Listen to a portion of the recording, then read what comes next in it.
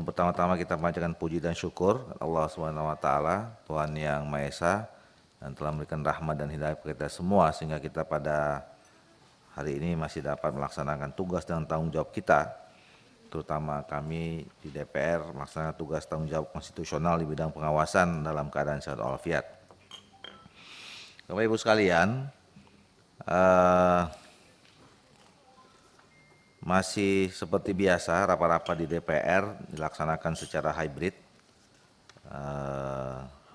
Ada yang hadir secara fisik maupun hadir secara virtual, dan tentu ini memudahkan kita untuk melangsungkan rapat ini, dan saya bisa menyatakan bahwa rapat ini telah memenuhi quorum dan telah sesuai dengan ketentuan pasal 281 ayat 1 Peraturan Tertib DPR RI. Oleh karena itu perkenan saya untuk membuka rapat ini dan rapat dinyatakan terbuka untuk umum. Selanjutnya saya mengucapkan terima kasih kepada Saudara Menteri ATR, Kepala BPN atas kesediaannya untuk hadir memenuhi undangan kami, dan terima kasih juga kepada seluruh pimpinan dan anggota Komisi 2 DPR RI, baik yang hadir secara fisik maupun yang hadir secara virtual.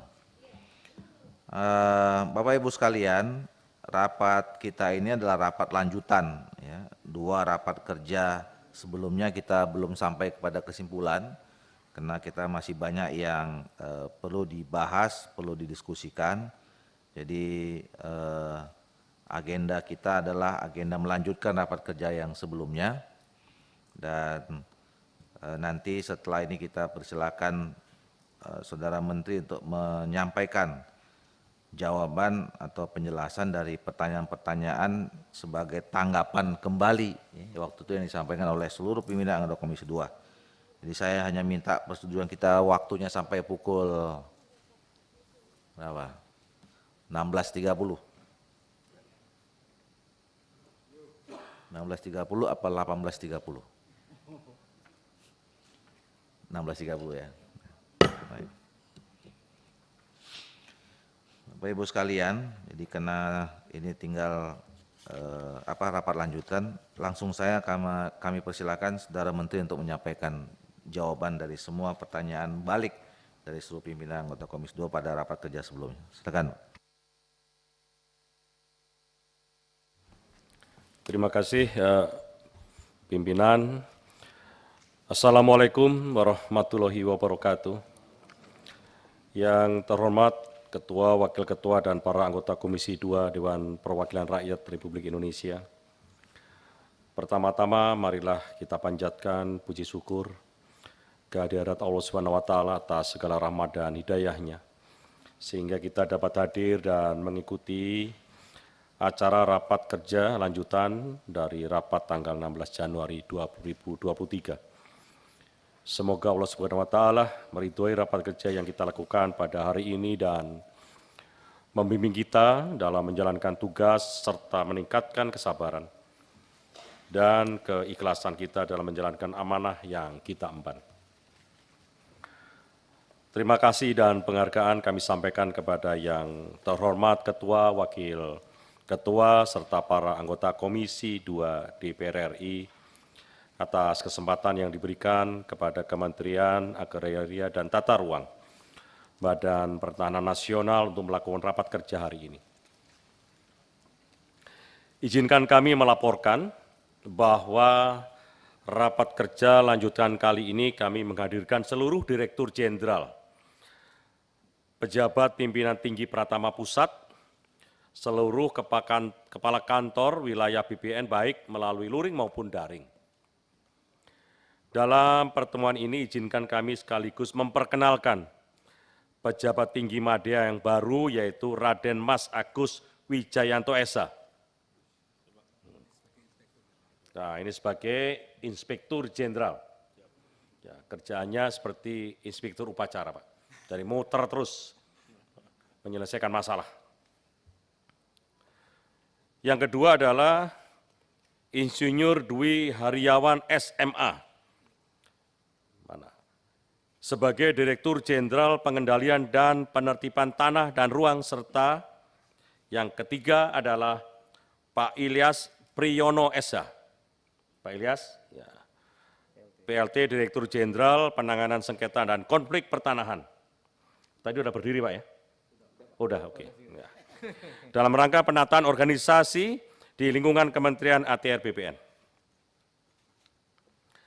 Sesuai dengan surat undangan dari Wakil Ketua Dewan Perwakilan Rakyat Republik Indonesia, Korpolkam nomor B1585 PW.01/2/2023, tanggal 1 Februari 2023, hal undangan rapat kerja yang kami terima.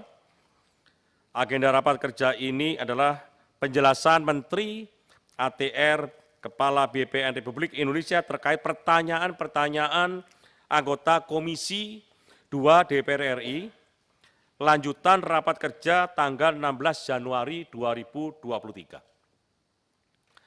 Dan izinkan kami pada kesempatan ini juga melaporkan program dan anggaran tahun 2023 serta capaian kinerja awal tahun bidang pertanahan dan tata ruang. Yang terhormat Wakil Ketua, dan anggota Komisi 2 Dewan Perwakilan Rakyat Republik Indonesia. Izinkanlah kami menyampaikan pagu dan capaian anggaran Kementerian Agraria dan Tata Ruang, Badan Pertanahan Nasional tahun anggaran 2023 sebagai berikut. Berdasarkan BIPA, Kementerian Agraria dan Tata Ruang Badan Pertanahan Nasional, pagu anggaran tahun anggaran 2023 yaitu sebesar 7.643.285.000 rupiah. Dengan perincian per sumber dana sebagai berikut, rupiah murni sebesar 5.953.027.000. Penerimaan negara bukan pajak sebesar 2.045.455.000.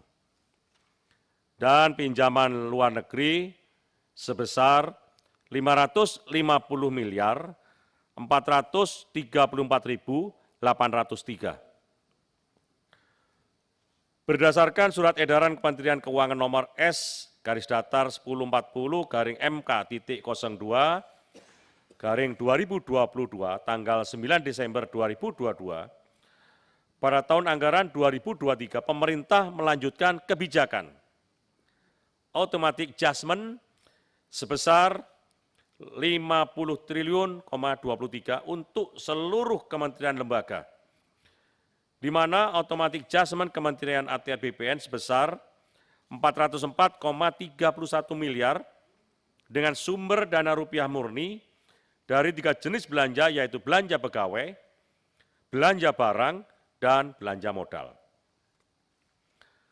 Selanjutnya kami menyampaikan capaian kinerja anggaran tahun 2023, capaian realisasi anggaran Kementerian Agraria dan Tata Ruang Badan Pertanahan Nasional sampai dengan bulan Januari sebesar 257 miliar 108.452 rupiah atau sebesar 3,38%.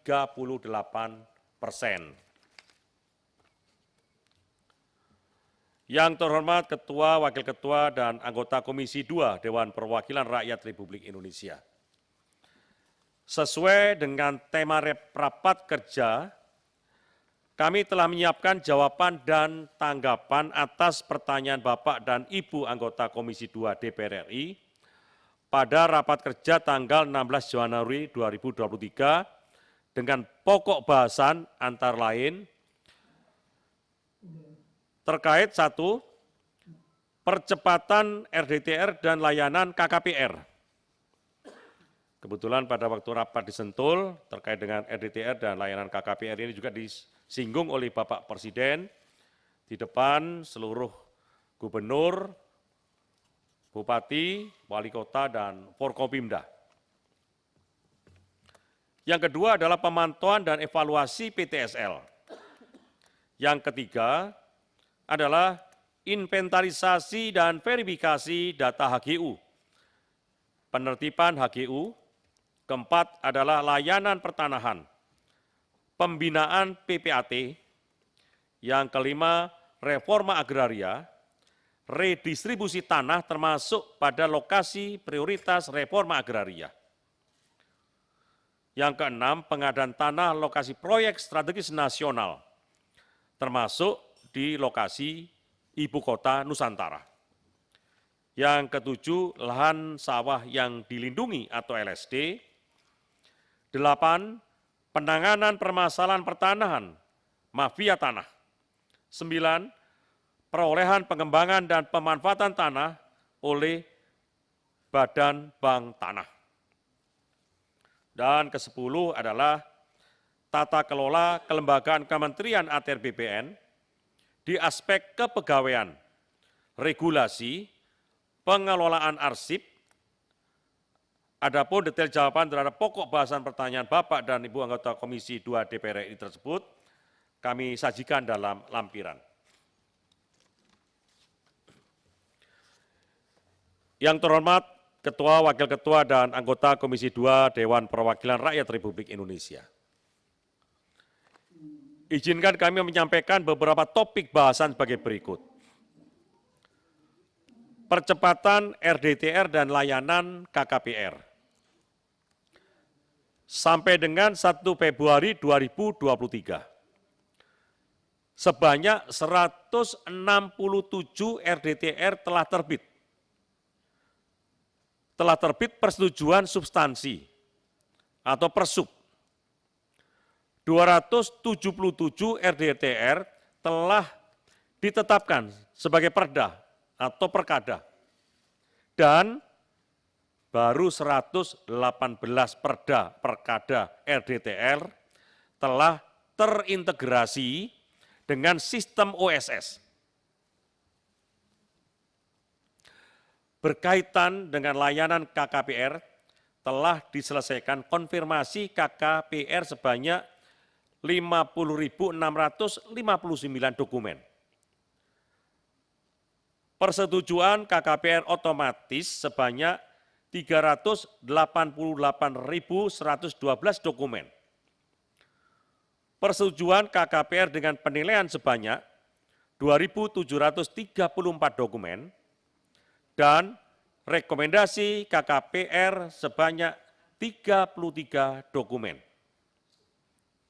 Jika daerah sudah mempunyai perkada RDTR dan terintegrasi dengan OSS, maka KKPR akan diberikan dalam 1 hari melalui layanan OSS.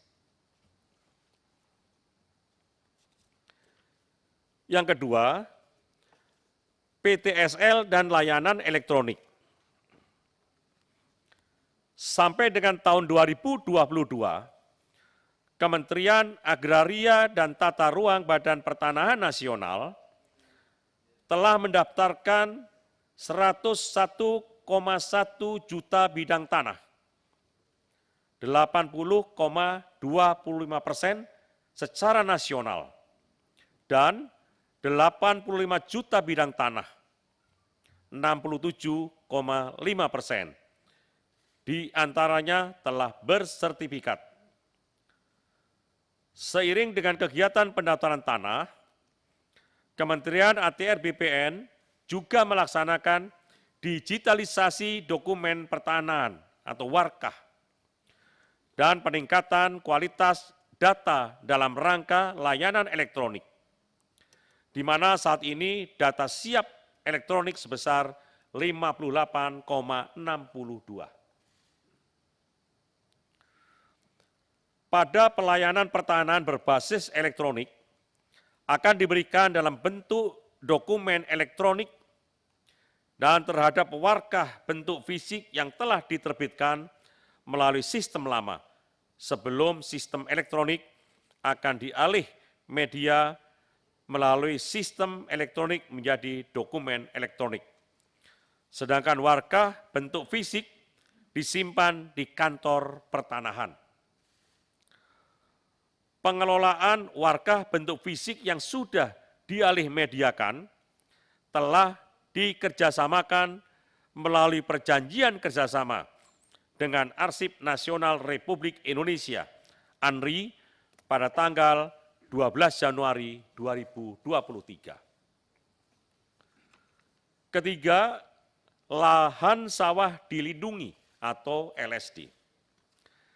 Terdapat 151 kabupaten kota di 8 provinsi yang sudah ada penetapan LSD berdasarkan keputusan Menteri ATR Kepala BPN nomor 1589 garing SK garis datar HK 02.01 garing Romawi 12 2021 tentang penetapan lahan sawah yang dilindungi pada kabupaten kota di Provinsi Sumatera Barat, Provinsi Banten, Provinsi Jawa Barat, Provinsi Jawa Tengah, Provinsi Daerah Istimewa Yogyakarta, Provinsi Jawa Timur, Provinsi Bali, dan Provinsi Nusa Tenggara Barat terhadap penyesuaian LSD.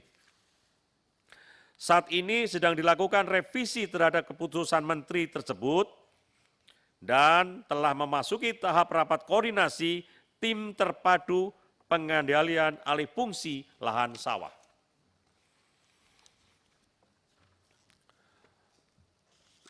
Yang terhormat Ketua, Wakil Ketua, dan anggota Komisi 2 Dewan Perwakilan Rakyat Republik Indonesia.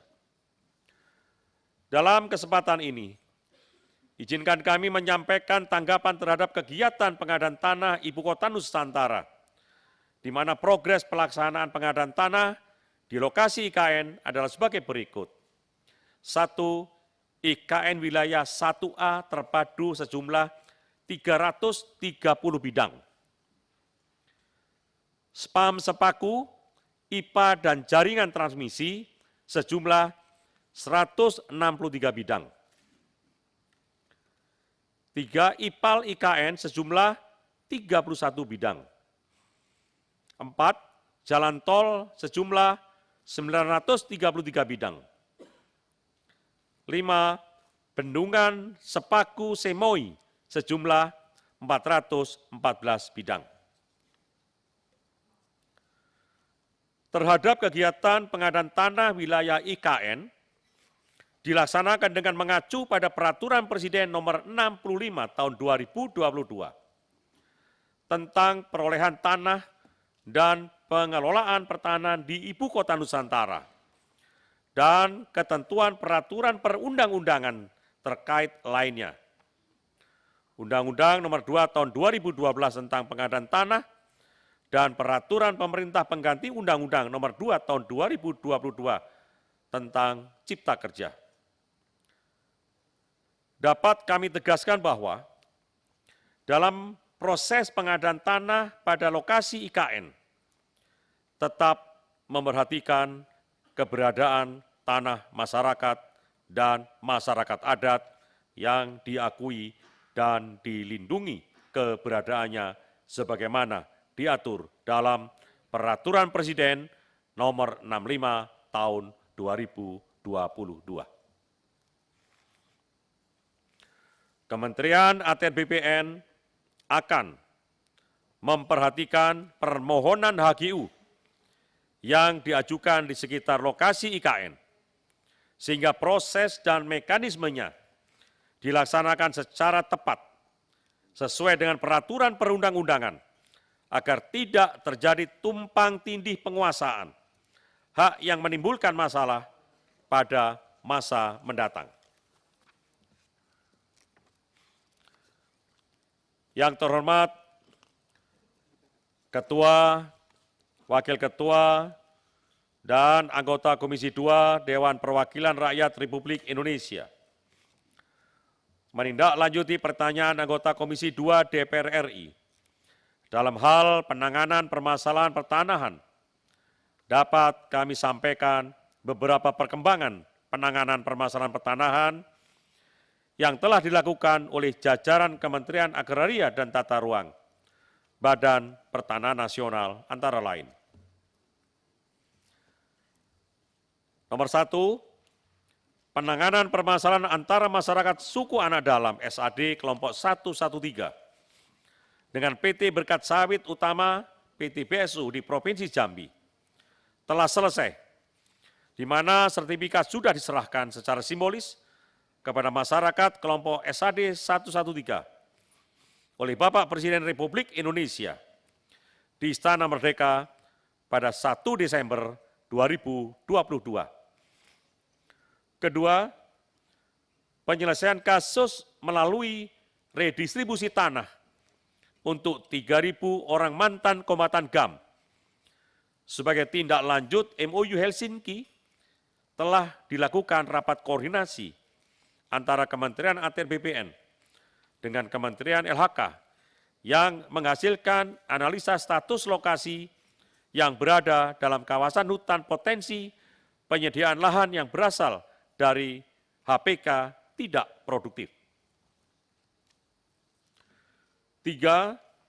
Penyelesaian kasus redistribusi tanah tahun 2020 terhadap tanah ex-HGU nomor 1 Neglasari dan ex-HGU nomor 3 Cikupo Manyak di Kabupaten Jasinga, Kabupaten Bogor telah sampai pada tahap verifikasi oleh tim Satgas BLBI dan tim Kementerian ATR BPN atas subjek penerima redistribusi tanah yang akan menjadi dasar pertimbangan pemberian redistribusi tanah setelah memperoleh persetujuan dari Kementerian Keuangan.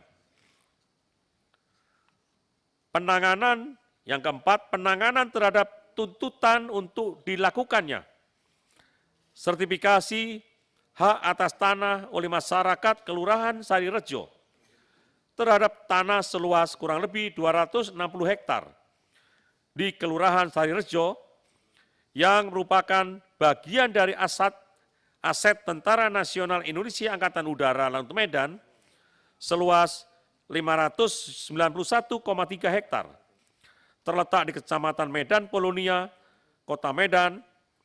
Telah dilakukan rapat koordinasi antara Kementerian ATR BPN, TNI Angkatan Udara, Kementerian Pertahanan, Kementerian Keuangan, Kementerian BUMN, PTPN, KPK, Bareskrim Polri, dan Kejaksaan Agung yang menyepakati mekanisme pemindahan Lanut Suwondo ke lokasi baru dan alternatif penyelesaian penguasaan masyarakat di ex Lanut Suwondo melalui ganti rugi atau pemberian HGB di atas HPL.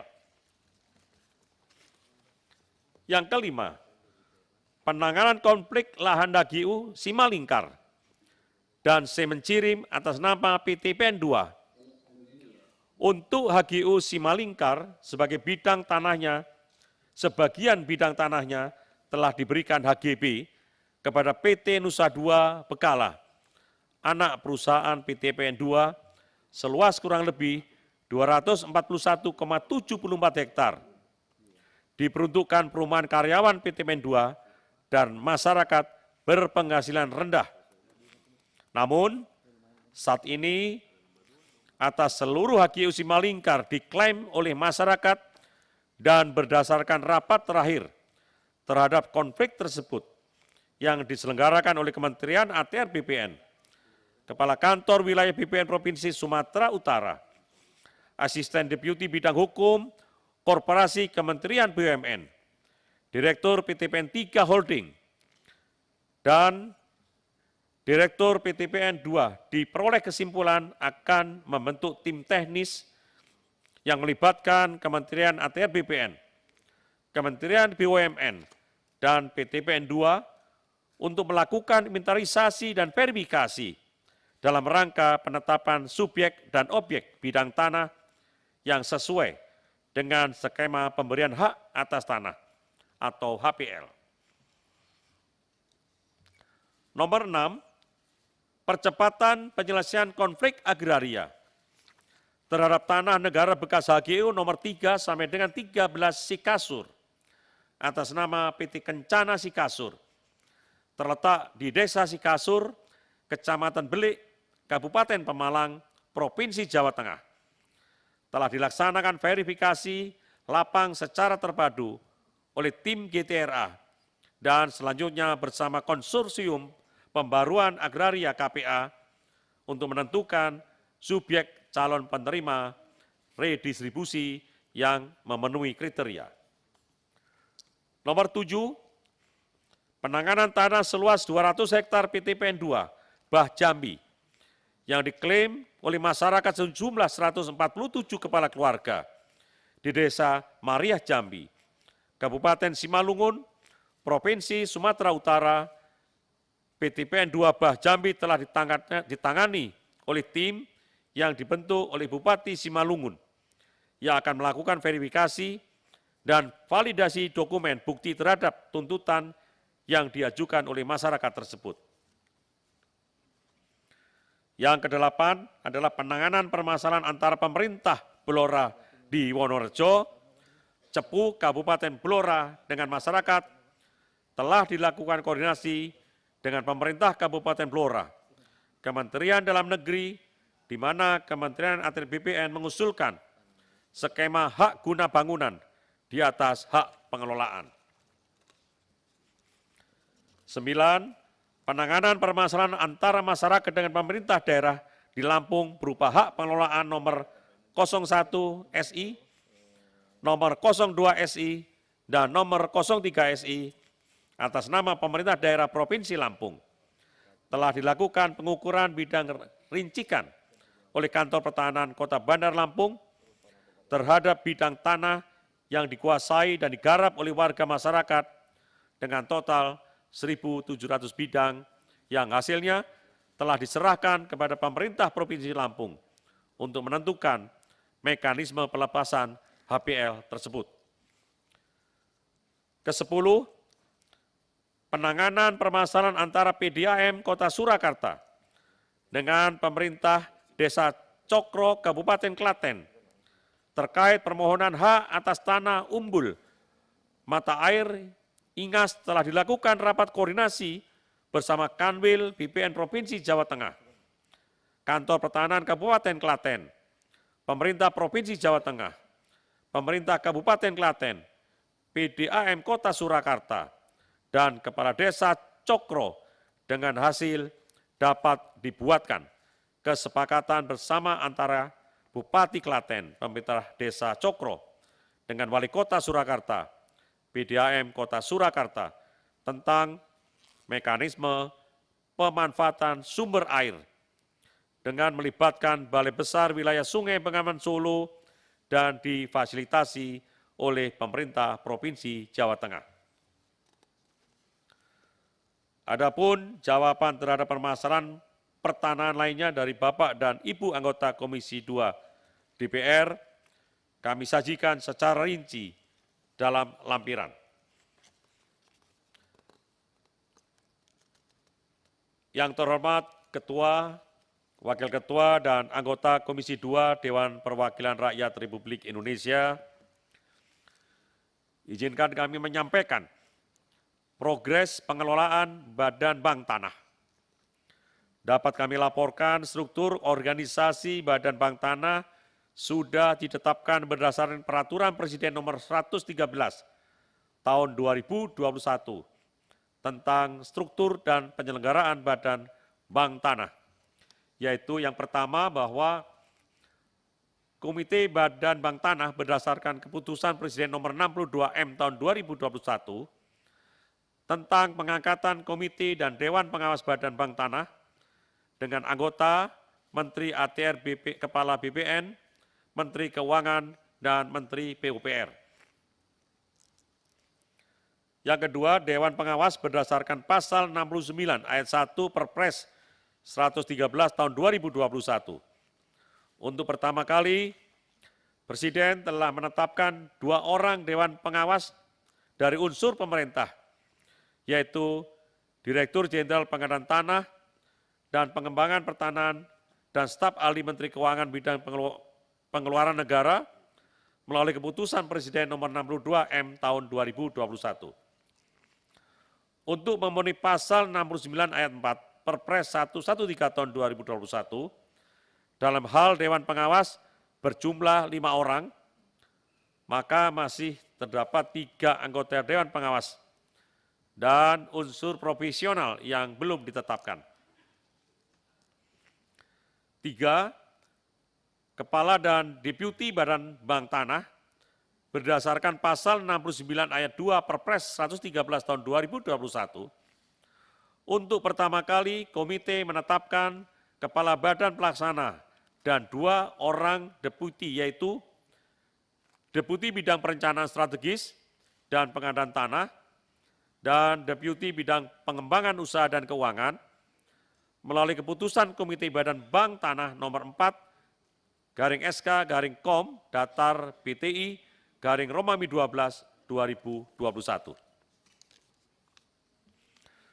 Untuk selanjutnya, Komite Badan Bank Tanah akan menyelenggarakan rapat komite untuk membentuk panitia seleksi dalam rangka mengisi 3 orang anggota Dewan Pengawas dari unsur profesional. Calon Dewan Pengawas hasil seleksi akan diserahkan kepada Presiden, selanjutnya disampaikan ke DPR RI untuk dilakukan proses pemilihan. Mengingat pada saat ini sedang dilaksanakan proses penyusunan regulasi dan pedoman pelaksanaan Badan Bank Tanah, maka pengisian jabatan Dewan Pengawas ditargetkan terpenuhi pada semester 2 tahun 2023. Berkaitan dengan pemanfaatan aset bank tanah, izinkan kami melaporkan sebagai berikut. Pemanfaatan tanah oleh Badan Bank Tanah bertujuan untuk menjamin ketersediaan tanah dalam rangka ekonomi berkeadilan untuk yang pertama kepentingan umum, kedua kepentingan sosial, 3 kepentingan pembangunan, dan keempat pemerataan ekonomi, kelima konsolidasi lahan, dan keenam adalah reforma agraria minimum 30%. Saat ini Badan Bank Tanah memiliki aset tanah seluas 10.961 hektar, di mana sekitar 7.581 hektar siap dimanfaatkan untuk investor dan saat ini sedang dalam penjajahan dengan beberapa investor dan koordinasi dengan Badan Koordinasi Penanaman Modal BKPM dalam rangka memenuhi kewajiban pemanfaatan 30% untuk reforma agraria. Telah disiapkan lokasi yang terletak antara lain di Kabupaten Penajam Pasir Utara, Provinsi Kalimantan Timur, dan Kabupaten Poso, Provinsi Sulawesi Tengah. Sebagai contoh pemenuhan pemanfaatan tanah oleh Badan Bank Tanah, yaitu aset yang terletak di Kabupaten Penajam Pasir Utara, Provinsi Kalimantan Timur, yang direncanakan antara lain untuk agroindustri, perumahan rakyat, instansi pemerintah, dan reforma agraria, di mana master plan sedang dalam proses penyusunan. Yang terhormat Ketua, Wakil Ketua, dan anggota Komisi 2 Dewan Perwakilan Rakyat Republik Indonesia. Demikian hal-hal yang dapat kami sampaikan dalam acara rapat kerja hari ini. Mohon kiranya dalam pelaksanaan program dan kegiatan tahun anggaran 2023, senantiasa mendapatkan dukungan dan pendampingan dari yang terhormat Bapak Pimpinan dan para anggota Komisi 2 DPR RI, sehingga apa yang telah diprogramkan dapat dilaksanakan dengan baik. Atas segala upaya dan dukungan yang diberikan oleh yang terhormat pimpinan dan segenap anggota Komisi 2 DPR RI, kami mengucapkan terima kasih. Wabillahi taufik wal hidayah. Wassalamualaikum warahmatullahi wabarakatuh.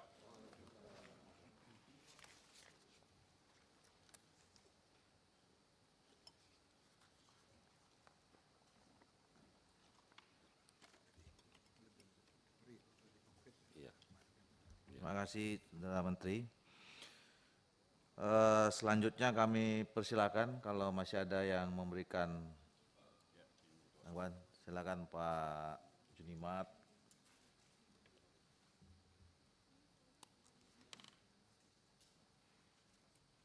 Mulai dari kanan dulu lah. Pak Cornelis. Pak Andi, Pak Gaus. Siapa lagi? Sebelah kiri nggak ada ya? Pak Gaus saja. Pak Rizwan, Pak Arif, Pak Aus, Pak Teddy. Silakan Pak Junimat. Ya, terima kasih. Assalamualaikum warahmatullahi wabarakatuh. Salam sejahtera pada kita semua. Saudara Menteri dan jajarannya yang kami banggakan, saya ada 3 hal yang perlu saya sampaikan dalam forum lanjutan kita pada hari ini. Yang pertama tentang Gema Patas, ya kan, relawan patok batas. Tentu ini satu hal yang sangat luar biasa dan bagaimana caranya Kementerian ATR, BPN itu bisa melakukan sosialisasi yang maksimal kepada masyarakat supaya mereka juga bisa diajak untuk bersinergi ya dalam rangka untuk melakukan patok-patok batas tanah. Karena yang kami ikuti itu tentang relawan patok. Saya sudah pernah turut di sini, Pak Menteri, sewaktu di daerah Simalungun. Saya mengumpulkan masyarakat dan tokoh-tokoh masyarakat untuk menjadi relawan. Tetapi itu berhenti. Berhenti karena ketika mereka sudah mematok dan melibatkan BPN dari Simalungun, mereka mengajukan permohonan sertifikasi stagnan. Nah ini kendala di lapangan begini, Pak. Stagnan, saya tanya kenapa ke masyarakat, mereka juga tidak paham. Padahal berkas sudah masuk ke BPN Simalungun. Nah yang kedua tentu Gema Patas ini ya menurut kami wajib berkoordinasi, komunikasi dan kerjasama dengan Pemkab atau Pemko, Saudara Menteri. Ya dari tingkat desa, ya, dusun, desa, kecamatan, sampai kepala daerahnya supaya ini betul-betul bisa efektif berjalan. Ini tentu kami apresiasi tentang relawan ini yang dikenal dengan Gema Patas dan atau istilah lain. Nah yang kedua,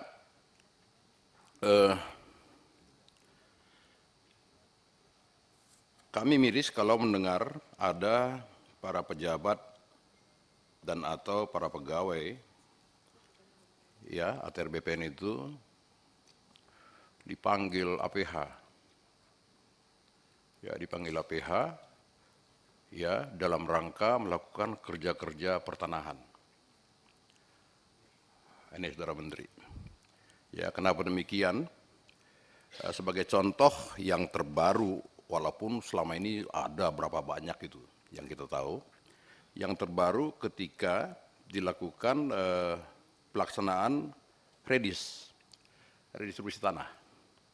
Ya, kantor BPN itu sudah bekerja sesuai dengan prosedur, ya dari bawah, terus melibatkan BPKH, ya BPKH, dan ada surat dari BPKH, ya itu disebut menjadi APL.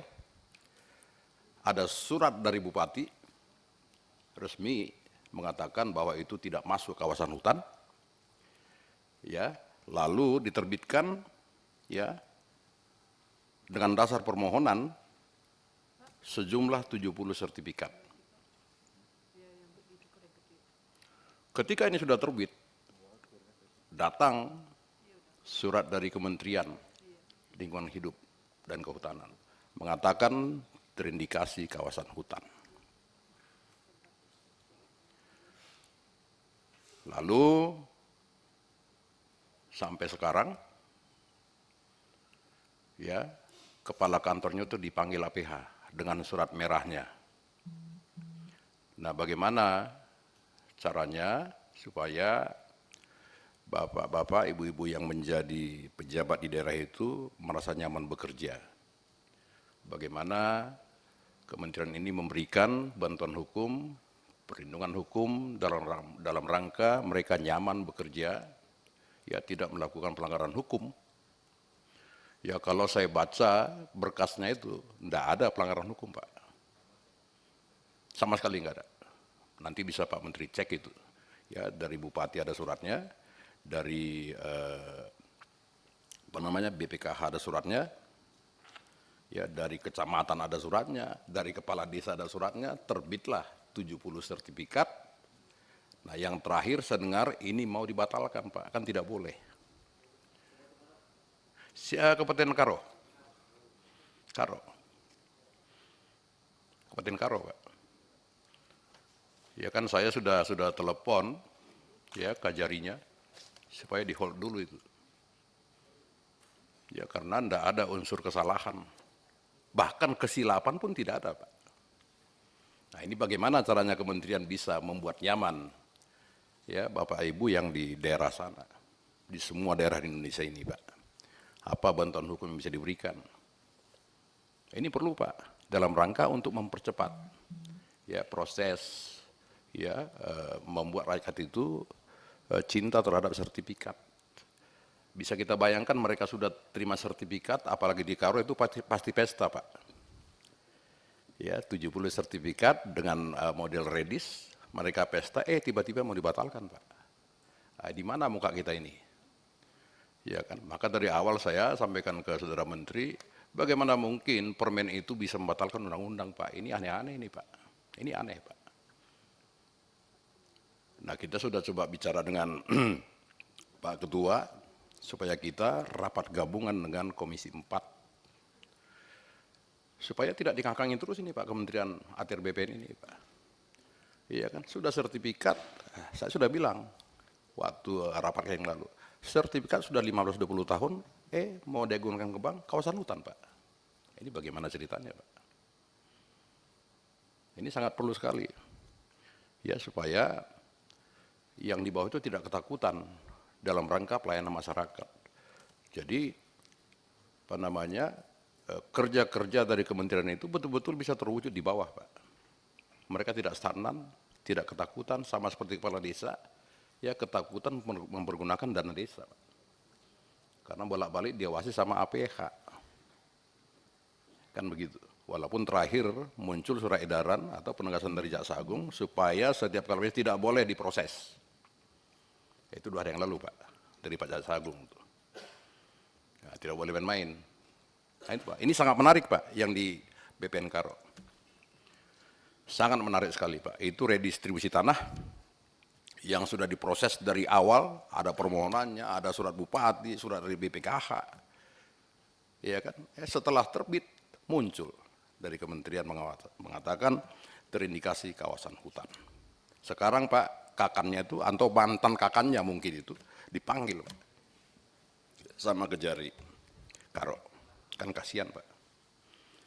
Nah, itu Pak Menteri. Ini masukan informasi dari kami. Jangan kita bolak-balik cerita mengenai nawacita segala macam, tetapi ini diganggu dan terganggu Pak dengan kerja-kerja tulus dari menteri yang sekarang. Sangat perlu Pak.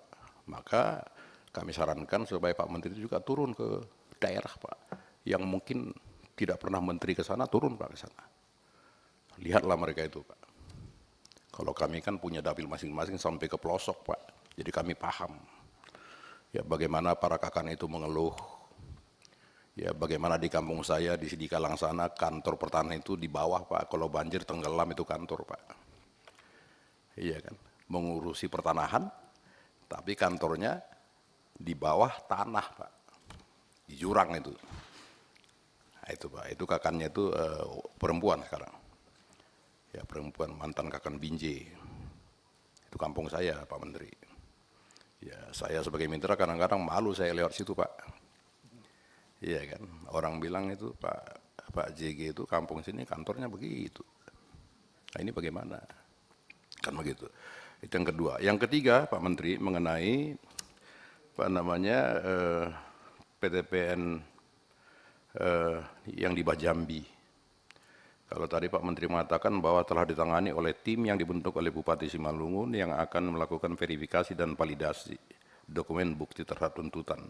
Ini kalau saya tidak salah, sewaktu Pak Menteri menjadi Panglima, sudah pernah menurunkan satuan ke sana, Pak. Kalau Pak Menteri masih ingat. Dan masyarakat sangat-sangat ingat tuh, Pak. Bais dulu, dari Bais ke sana, Pak. Ya kan? Dan itu kondusif. Kondusif. Nah, sekarang justru mereka diusir dari sana. Nah, kalau Pak Menteri mengatakan telah ditangani oleh tim yang dibentuk oleh Bupati Simalungun, saya sudah komunikasi dengan bupatinya, nggak ada ini, Pak. Nggak tahu dari mana Pak Menteri dapat informasi ini, Pak Menteri. Tolong dicek. Ya, bagaimana mau verifikasi sementara surat itu adalah surat dari bupati. Masa bupati memverifikasi suratnya, Pak? Ini kan aneh-aneh, Pak. Nah, ini Pak Menteri. Jadi ini fakta di lapangan yang harus Pak Menteri dan para dirjen dan jajarannya betul-betul bisa menyikapi secara cerdas, Pak. Jadi enggak percuma ya kerja-kerja kita, rapat-rapat kita. Ini sangat perlu, Pak Menteri. Ya. Maka saya bilang minggu lalu itu mafia PTSL, ya mafia segala macam, ya itu, Pak. Ayolah sama-sama turun. Ya kami siap dari komisi ini mendampingi, ikut bersama Pak Menteri kalau ke daerah. Jadi jangan cuma Pak Iksan, mana Pak Iksan tadi? Iya kan. Sampai Pak Menteri tahu Pak Iksan itu sampai video call dengan someone misalnya. Ya kami juga perlu, Pak, diperhatikan untuk video call dengan someone. Kan begitu. Iya kan. Pak Menteri jadi saksi juga di situ kan. Nah, ini Pak Menteri ada 3 poin. Ya kalau untuk gemap patas itu kita appreciate dan harus semakin luar biasa. Libatkan masyarakat dengan bersinergi dengan Pemkab sama Pemkot. Ya kan. Nah kedua, tentang bantuan hukum itu perlu sekali, Pak Menteri. Ya harus punya tim hukum yang betul-betul luar biasa di kementerian ini, Pak. Kasihan itu, Pak, di sana. Saya kira itu, Pak Menteri. Makasih, Pak Ketua. Terima kasih Pak Julimat. Pak Cornelis.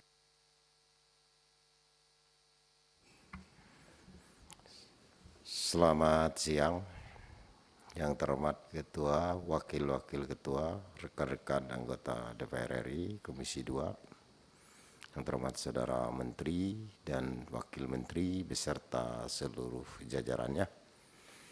Pertama-tama kita mengucapkan puji dan syukur kehadirat Tuhan yang Maha Kuasa. Kita diberikan kesehatan jasmani dan rohani yang baik sehingga hari ini kita masih bisa melaksanakan tugas dan tanggung jawab kita. Yang pertama yang ingin saya sampaikan bahwa tim investigasi dari kementerian menyangkut tanah yang di Kuburaya itu sudah turun ke lapangan. Dan berdasarkan hasil pengecekan mereka ternyata tanah yang dijual itu masuk milik Hera Hernando Tan. Nah, ini mereka sudah ke lapangan. Cuma memang bupatinya ini yang jadi masalah. Bagaimana pengembalian yang terambil itu. Sedangkan pihak penjual bersedia untuk dikembalikan. Nah, saya tanya Kepala Kantor Pertanahan Kuburaya bahwa yang menunjukkan batas-batas itu adalah pemilik asal yang di sebelahnya. Oleh karena itu, bagaimana cara kita pengembalian yang terambil ini? Hasil pemeriksaan tim investigasi dari kementerian itu sudah jelas dan berita-berita acaranya sudah ditandatangani. Nah, kiranya mohon apakah perlu ke pengadilan, apakah perlu kemana lagi. Dan sebenarnya ini bukannya kesalahan ATR BPN, tapi sekarang kan kantahnya itu dipanggil-panggil aparat penegak hukum. Ya, kami mohon supaya cepat diselesaikan, jangan ada korban. Di sini sudah dijawab, jadi pengukuran ulang ini sudah dilakukan hari Senin. Kita rapat di sini, mereka mengadakan investigasi di lapangan dan ternyata memang benar terambil. Cuma kepala kantor pertanahan di Kuburaya itu diintimidasi bupati karena yang bayarnya itu Pemda. Itu yang pertama. Yang kedua, dalam rangka sosialisasi maupun penyerahan PTSL, kalau bisa kami itu dilibatkan, Pak. Misalnya saya ada 7 kabupaten, 2 kota dapil saya itu. Misalnya Kabupaten Sambas mau menyerahkan PTSL, ya tolong diundang jugalah kami. Dan BPN, ATR BPN tidak perlu tanggung tiket pesawat saya datang ke sana. Cukup saya datang, kasih ngomong, tak usah lama-lama, 3 menit pun cukup. Kenapa? Karena kami dari Komisi 2 ini tidak bisa bawa proyek, Pak. Proyek kami hanya bisa bilang PTSL ini adalah atas persetujuan Dewan, sudah dibahas di Badan Anggaran, kami hanya bisa membantu Anda seperti ini. Tapi bisa seumur hidup. Karena hak milik itu hak yang terkuat, terpenuh, dan bisa diwariskan secara turun-temurun. Nah, nanti pilih saya lagi, pemilu 2024, itu aja omongannya, enggak banyak-banyak. Jadi tolonglah diberitahu, misalnya mau nyerahkan di Kuburaya, Pak Wakil Menteri, kasih tahu saya kembali cepat. Yang penting bisa beli tiket pesawat, saya udah berangkat. Dan tak usah ATR BPN tanggung biaya segala macam, saya bisa datang. Bukan juga sombong lah. Jadi DPR ini masih adalah untuk ongkos-ongkos yang begitu. Dan kita tidak ngemis-ngemis. Biar miskin tapi sombong. Terima kasih Pak Menteri. Sekian, terima kasih. Dan sekali lagi saya mengucapkan terima kasih pada Pak Menteri, Wakil Menteri, seluruh jajaran ATR BPN di mana laporan Kuburaya sudah ditindaklanjuti. Semoga cepat selesai. Kalau memang bupatinya bermasalah, bupati aja kita penjara. Terima kasih. Terima kasih Pak Cornelis. Pak Andi Rahman. Terima kasih pimpinan. Assalamualaikum warahmatullahi wabarakatuh. Selamat siang, salam sejahtera bagi kita semua. Pak Menteri, Pak Wamen, Pak Sekjen, Pak Dirjen, dan jajaran. Rekan-rekan Komisi 2 yang saya banggakan. Jadi Pak Menteri, saya terus memberi apresiasi, semangat pada Pak Menteri, Pak Wamen. Telah apa yang dicapai sampai hari ini di Kementerian ATR BPN, dan memang seperti saya sampaikan, kerjaan masih banyak, Pak. Terus dari jawaban yang disampaikan, khususnya saya kembali lagi Pak, bicara masalah BMN yang 180 km itu Pak, bukan baru Dumai. Ini kalau jawaban rasanya tidak pas nih Pak. Karena saya juga cross check dan mendapat informasi dari pemerintah provinsi dan kabupaten kota, mereka ditugasi hanya menerima pendaftaran yang non sertifikat Pak, yang belum bersertifikat. Kalau yang bersertifikat itu ada di BPN ATR, dan itulah yang sedang diinventarisasi dan disampaikan kepada tim, ya Pak ya. Dan sampai hari ini, menurut yang saya dapat informasi, ini masih belum jelas Pak. Jadi mengenai titik 0 dan titik 180 aja belum sepakat nih Pak. Nah, dan seperti saya sarankan hari itu Pak, ini memang kerjaan agak berat ini Pak. Jadi mungkin kalau saya saran langsung Pak, Bapak bicarakan ke tingkat yang lebih tinggi Pak. Mungkin dalam sidang kabinet atau dengan Bapak Presiden Pak. Saya lupa kemarin nanya ke Pak Gubernur, waktu Pak Presiden datang, melewati daerah itu juga sempat dibicarakan apa belum, saya juga lupa Pak. Tapi ini memang perlu uluran tangan Bapak Pak. Ya, karena kami yakin dengan yang pengalaman Bapak dan yang Bapak miliki selama ini bisa selesai ini Pak. Jadi itu Pak. Karena tadi saya menyangkut berbagai investasi yang di situ Pak, maupun pemerintah daerah, BUMN dan yang lain-lain, swasta apalagi gitu Pak. Jadi itu Pak. Karena sampai hari ini pun dicoba untuk dianggunkan, dijual beli, malah ada orang tua mau mengibahkan kepada anak, tidak bisa diterima di BPN. Jadi karena masih belum selesai Pak. Jadi itu Pak. Ini kalau menurut saya nih jawaban ini tidak betul Pak. Jadi itu Pak. Dan mungkin juga sama dengan teman-teman yang lain sebelum ini, masalah pertahanan ini memang di Riau banyak Pak. Di beberapa hari yang lalu saya juga menerima Pak, di Dumai mereka sudah diputuskan sampai ke tingkat Mahkamah Agung, tapi tidak bisa dieksekusi. Jadi ini juga ada penolakan dari Kakan dan Kanwil. Jadi ini juga saya tidak secara detail menerangkan hari ini, tapi saya akan coba ke jajaran Bapak yang lebih bawah dulu, yang Kanwil atau Kakan. Jadi saya mohon izin nanti Pak.